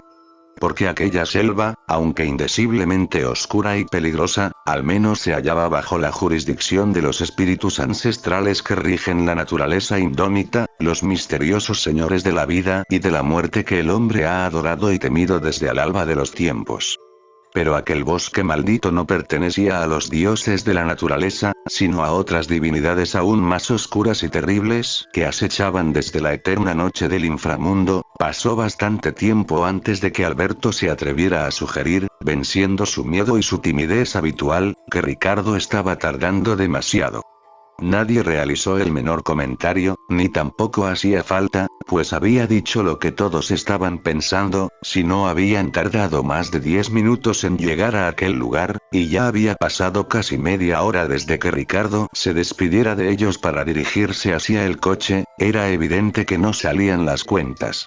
Bea, que, si bien hasta entonces no se había atrevido a verbalizar su angustia, era la que más preocupada se sentía por la suerte que hubiera podido correr el joven arqueólogo, dijo: si me esperáis aquí, yo puedo ir a buscarlo, tengo buenas piernas. Esto era completamente cierto, y no me da miedo ir sola. Esto ya no lo era tanto. Ana y Alberto contestaron lo mismo y casi simultáneamente. Ni hablar, no podemos volver a separarnos. Bea les dio la razón, pero preguntó a su vez: ¿y, entonces, qué hacemos? ¿Seguimos esperando, subimos o vamos los tres en su busca? La tercera opción era la más razonable y nadie se opuso a dar media vuelta de inmediato y volver al coche todos juntos. Esta vez era Bea quien iba en cabeza, mientras que Alberto y Ana iban casi a la par, un tanto retrasados, él porque, no siendo un buen deportista, empezaba a sentirse cansado y ella porque cada vez parecía más sumida en sus pensamientos. Hubo un momento en el que la distancia entre Bea y los demás aumentó tanto que estos llegaron a perderla de vista. Y tampoco oían sus pasos. Algo preocupados, aceleraron la marcha, pero ya era demasiado tarde y no pudieron alcanzarla. Pronto se vieron obligados a aceptar que a Bea también le había sucedido algo, pues no podía haberle sacado tanta ventaja en tan poco tiempo. Alberto, aterrorizado por la desaparición de su hermana, se olvidó de toda prudencia y se puso a llamarla a gritos. Pero solo el viento que movía a los pinos le dedicó su inútil respuesta. Ana, que aún conservaba un poco de sangre fría, le dijo: es inútil que sigas gritando, si ella pudiera volver ya lo habría hecho, ¿y qué podemos hacer, entonces? Por favor, piensa algo, se trata de mi hermana. Lo único que podemos hacer es seguir hasta el coche. Allí supongo que estaremos seguros y podremos pensar más fríamente lo que debemos hacer. Y ten tu móvil preparado, porque seguramente tendremos que pedir ayuda antes o después. Ana empezaba a arrepentirse de no haber traído el suyo. Alberto dijo algo inaudible entre dientes y siguió avanzando hacia la carretera, cada vez más rápido, hasta el punto de que Ana, que generalmente era bastante más veloz que él, tuvo que hacer un esfuerzo para poder seguir su ritmo. En un meandro del camino lo perdió de vista durante un instante y luego vio que el muchacho también había desaparecido. Ana no se molestó en llamarlo, pues sabía que era inútil.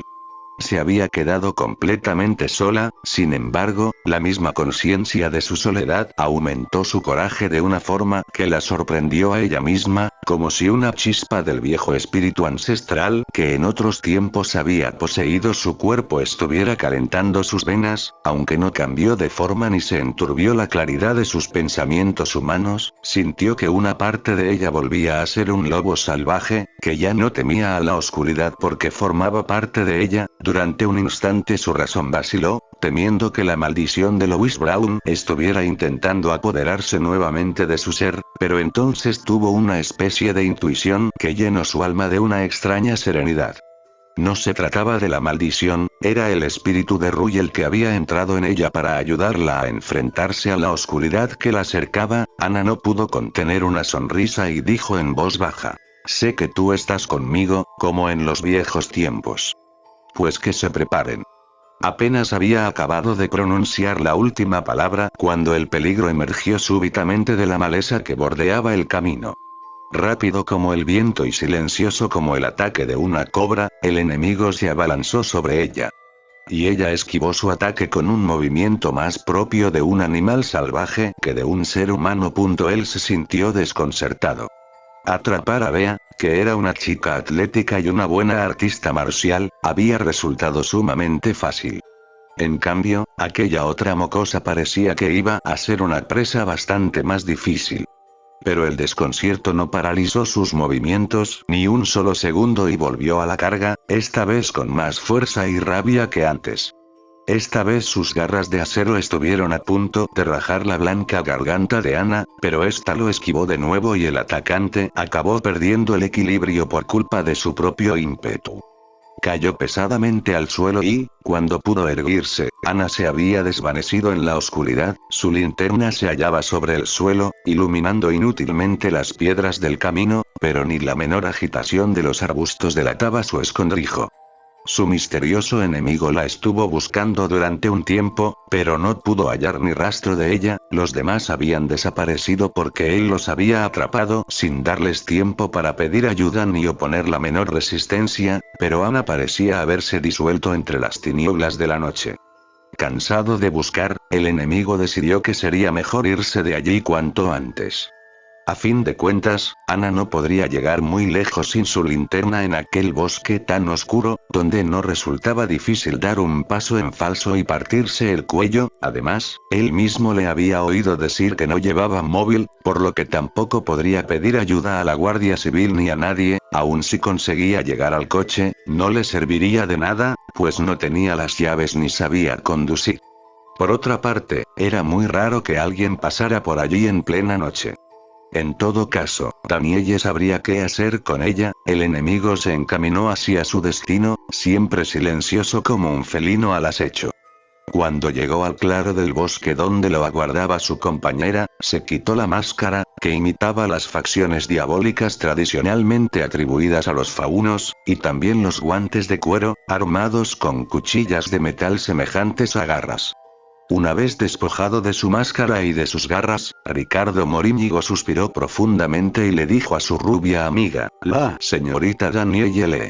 no pude coger a la otra chica, esa zorra es más rápida y lista de lo que parece. Danielle lo miró contrariada durante un instante y a Ricardo no le gustó nada el destello de rabia que creyó distinguir en sus pupilas azules bajo la tenue luz de la luna, pero luego la rubia muchacha sonrió y dijo, con voz serena, casi dulce. No importa. Mientras tengamos a sus amigos ella no se alejará del bosque, es por eso por lo que te dije que convenía mantenerlos con vida, hasta que llegue el momento del sacrificio. ¿Verdad que es bonita la vida cuando se acerca su fin, queridos? Alberto y Bea, que estaban atados al grueso tronco de un viejo roble y tenían los labios sellados por sendas mordazas, gimieron asustados, pues sabían que no podían aguardar la menor compasión de sus raptores. Bea apenas había podido contener las lágrimas cuando descubrió que su admirado Ricardo había sido desde el principio cómplice de la diabólica Danielle, pero en aquellos momentos era el miedo a la muerte, y no el despecho por su traición, lo que humedecía sus ojos y desdibujaba el color de sus mejillas. Danielle les dirigió una mirada irónica, que combinaba la crueldad con una sarcástica parodia de la dulzura femenina, y les dijo con un tono hipócritamente meloso. Tranquilos, lo vuestro será rápido, solo queremos vuestra sangre, y antes de eso quizás un poco de actividad carnal. Es a Ana a quien queremos hacer sufrir, pues en ese caso, podéis empezar cuando queráis, porque estoy aquí.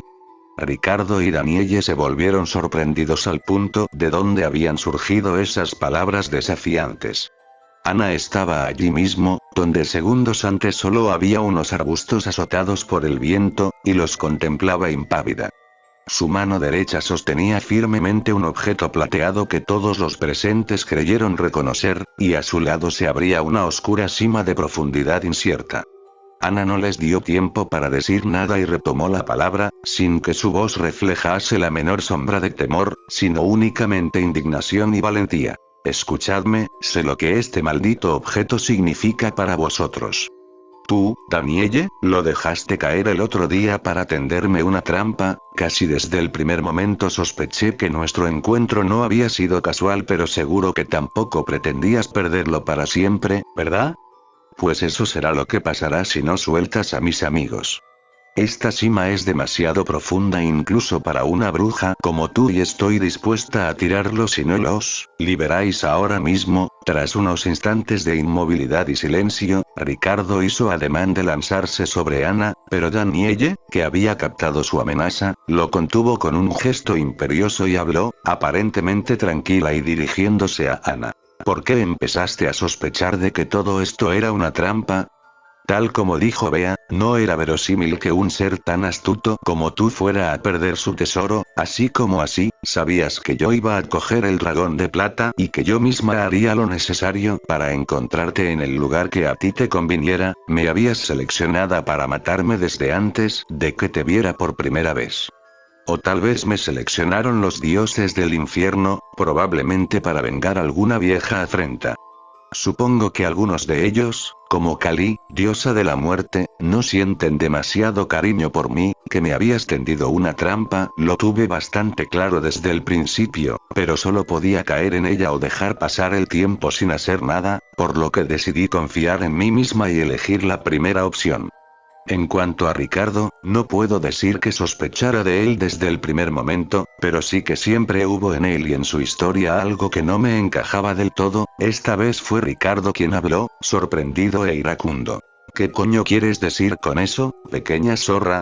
No me pareció muy lógica tu vacilación sobre lo que debíamos hacer con el dichoso dragón de plata.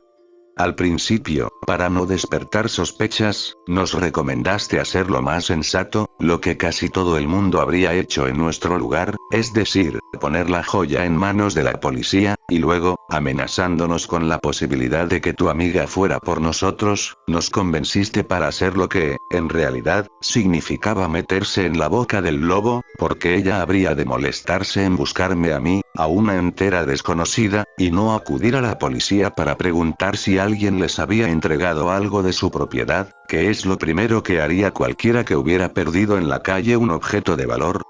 ¿Qué peligro corría si seguía los cauces normales? ¿Quién hubiera podido relacionarlas a ella y a esta joya con un crimen cometido a miles de kilómetros de distancia? Pero tú nos convenciste para que conserváramos el dragón de plata, y también para que lo trajéramos aquí, para que tu amiga pudiera recuperarlo después de acabar con nosotros, tal como lo habíais planeado. Además, tú mismo dijiste que el guardia del almacén había sido asesinado por alguien en quien confiaba y conseguiste que diéramos por supuesto que el criminal solo había podido ser Danielle. Pero él, en realidad, no tenía por qué confiar en Danielle, pues seguro que en el hotel había entonces muchos clientes y el pobre guardia difícilmente los conocería bien a todos, y, en cambio, seguro que a ti sí te conocía bien, puesto que colaborabas en las investigaciones arqueológicas de su jefe, el profesor Seoane. En todo caso, tantas oportunidades habías tenido tú como ella para asesinarlo. No sé cuál de los dos forzó la vitrina para hacerse con el dragón, pero estoy segura de que fuiste tú quien empuñó el cuchillo asesino. Hasta esta noche solo tenía sospechas sin fundamento, pero ahora ya conozco toda la verdad. Mientras Ana hablaba, Ricardo parecía sumido en la mayor de las confusiones, pero Danielle, tras un intervalo de estupefacción, recuperó su sonrisa cruel de un momento antes y dijo, rubricando sus palabras con carcajadas carentes de alegría humana. Muy bien, guapa, has sido muy lista y descubierto nuestros planes, aunque demasiado tarde, ¿no te parece? Es verdad que el demonio que me engendró en carne mortal hace 25 años es servidor de Kali, por lo que me ordenó matarte para vengar la afrenta que le hiciste en el pasado a la diosa. También es cierto que perdí a propósito el dragón de plata para que tú lo cogieras. Sabía que él acabaría llevándote a Ricardo, que es el mayor experto de la provincia en reliquias esotéricas, para que luego él, a su vez, acabara llevándote hacia mí, pero no sonrías, porque básicamente todo ha sucedido según mis planes. Tanto tus estúpidos amigos como tú misma estáis donde yo quería. Ana no sonrió, pero sí conservó la serenidad y dijo, con una pequeña diferencia. Yo estoy libre y tengo en mi poder vuestro precioso dragón de plata. Sin él no podéis hacerme daño y ya os he dicho lo que le sucederá si no soltáis de inmediato a mis amigos y nos dejáis en paz para siempre. Eso no será así, mocosa. Nosotros tenemos más recursos de los que tú piensas. Dicho esto, Danielle chasqueó los dedos y casi al instante un enorme cuervo, más negro que la misma noche, le arrebató la medalla a Ana sin que ésta pudiera realizar un solo movimiento para impedirlo. Hecho esto, el ave entregó mansamente el colgante a Danielle, quien tras recibirlo lo aferró con todas sus fuerzas y gritó, ebria de odio. Ahora verás cuál es el verdadero poder de esta joya milenaria. Voy a invocar a las más terribles fuerzas del infierno para que acaben contigo. Ana, tras unos instantes de pasmo, le respondió con una audacia realmente inaudita. Pues llámalas cuando quieras, que las estoy esperando. Eso voy a hacer. Ricardo, agárrate a mí y no me sueltes si no quieres morir.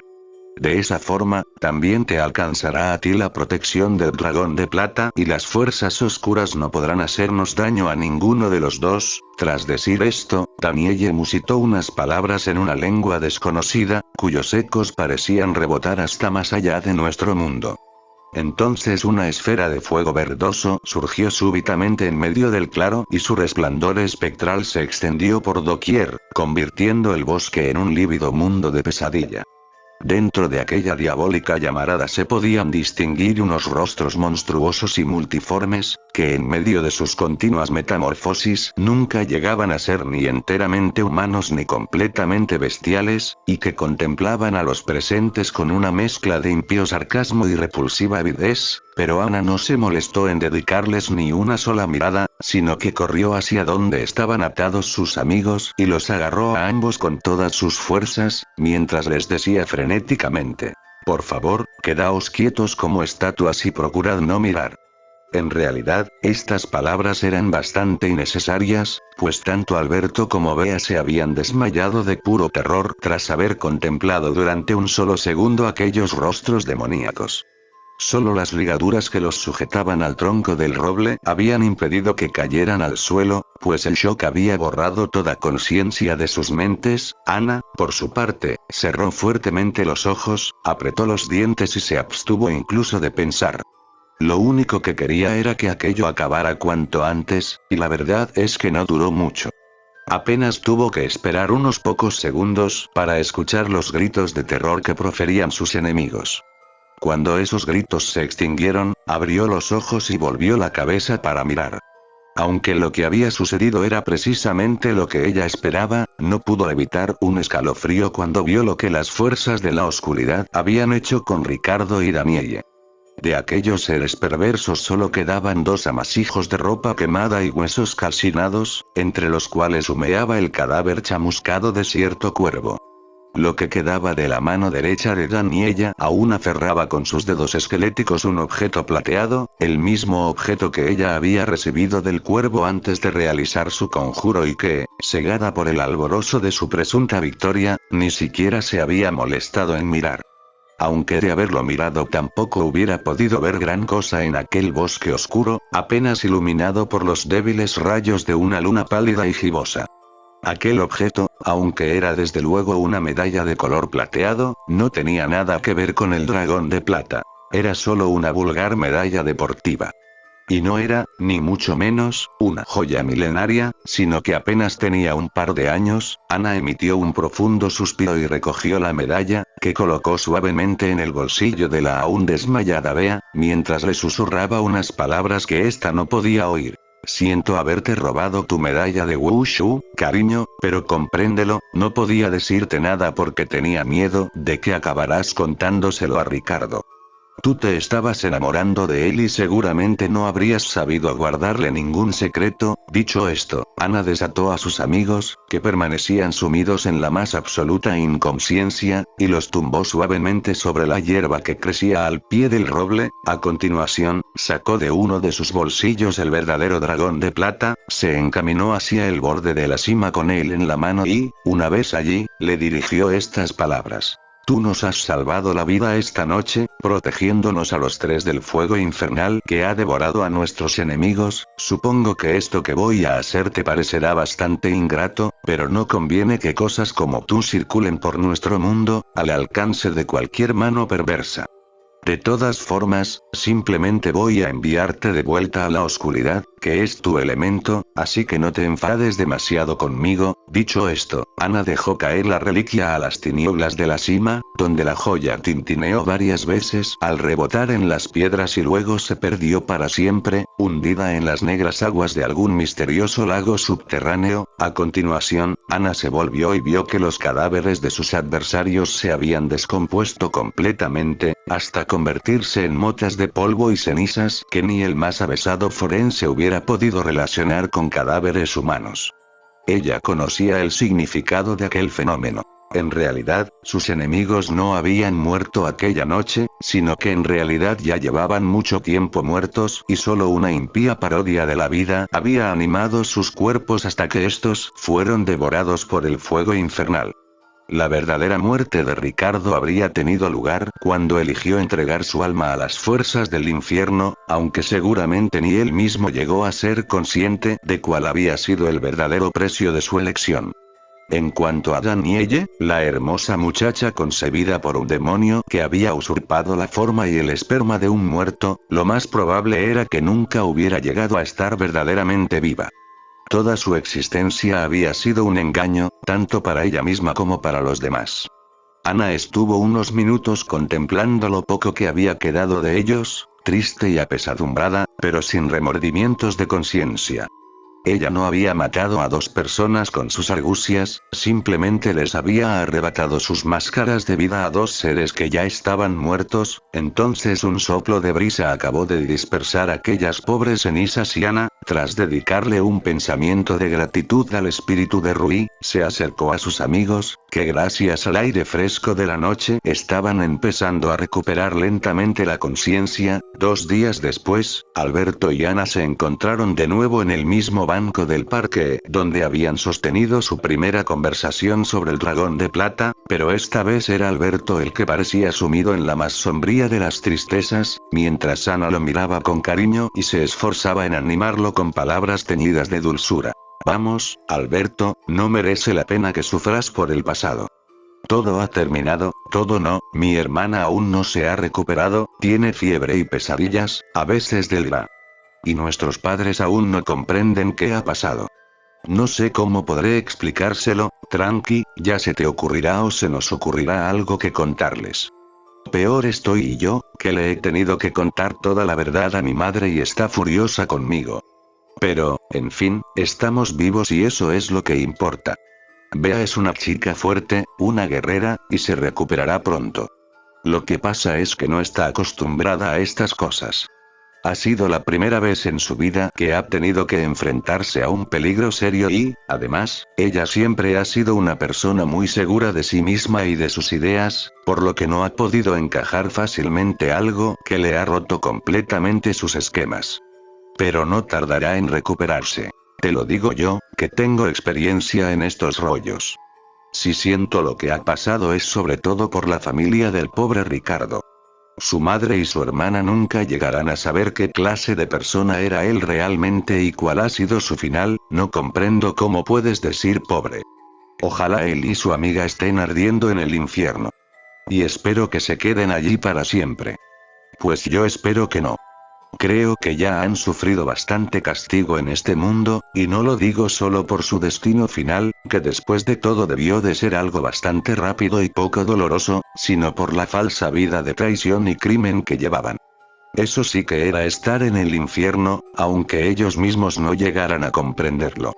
Pero entonces tú, que eres tan cristiana, ¿crees que no merecían condenarse para siempre? Precisamente porque soy cristiana creo que incluso los seres más malvados tienen derecho a un poco de compasión. Alberto, algo confuso, optó por cambiar de tema. Lo que no entiendo es lo que dijo Danielle sobre una afrenta que le habías hecho a no sé qué diosa. Y tampoco he podido explicarme cómo pudiste esquivar a Ricardo, él debía de ser un tío de cuidado. Mi hermana es cinturón negro en Wushu y él pudo amordazarla como si fuera una niña de 5 años. Bueno, lo primero es, una vieja historia que te contaré en otro momento. En cuanto a lo de Ricardo, tampoco era tanta cosa, después de todo. Y yo no voy a Wushu, pero bueno. He visto todos los capítulos de Dragon Ball. La verdad es que he sido un simple pelele en esta historia, me había ofrecido a ayudarte y al final solo he sido un estorbo y un motivo de preocupación para ti. La verdad es que si no te hubieras ofrecido a ayudarme nunca habría podido hacer lo que hice. No entiendo por qué dices eso, es bastante evidente. Si no hubieras hablado conmigo el otro día, no te habría contado la historia del dragón de plata. Si no te la hubiera contado, tú no se la habrías contado después a Bea. Si no se la hubieras contado, ella no se habría metido en esta aventura con nosotros. Y, si ella no hubiera estado con nosotros, no habría podido robarle su medalla de plata para engañar a nuestros enemigos. Además, no te preocupes. Yo tengo un don excepcional para meterme en líos, seguramente algún día serás tú el que me salves a mí y así estaremos en paz. La verdad, no sé si algún día seré capaz de salvar a nadie. Me siento tan débil. No creas que no comprendo lo que sientes, también yo me sentí así una vez, me cuesta creerlo. Pareces, no sé, tan autosuficiente. Sin embargo, una vez fue necesario que una persona que me quería sacrificara su vida para salvar la mía. Y creo que la otra noche, en el bosque, el espíritu de esa misma persona estuvo siempre a mi lado, ayudándome cuando más lo necesitaba. Te aseguro que no soy nada autosuficiente. Y, de hecho, no creo que nadie en el mundo lo sea. Supongo que tienes razón. La verdad, es que he aprendido muchas cosas desde que te conozco, y, por cierto, tu amigo, el cura, me pareció un tío bastante listo para ser, bueno, lo que es. No es que piense convertirme al catolicismo ni nada por ese estilo, pero creo que me gustará conocerlo más a fondo. Seguro que también se pueden aprender muchas cosas de él. Y, después de todo, si existen los demonios, ¿por qué no pueden existir también Dios y los ángeles buenos? Me encantaría que Don Manolo pudiera convencerme de esas cosas, al menos conseguirás que de vez en cuando te invite a un café. Pero bueno, volviendo a lo más importante, ¿ya te sientes más animado? Bueno, esto, sí. Solo me gustaría hacerte una pregunta más, ¿vale? Tú pregunta sin miedo, que yo soy como un oráculo, tengo respuestas para todo. Sí, bueno, no sé cómo decirlo, es que, ¿te gustaría ser mi novia?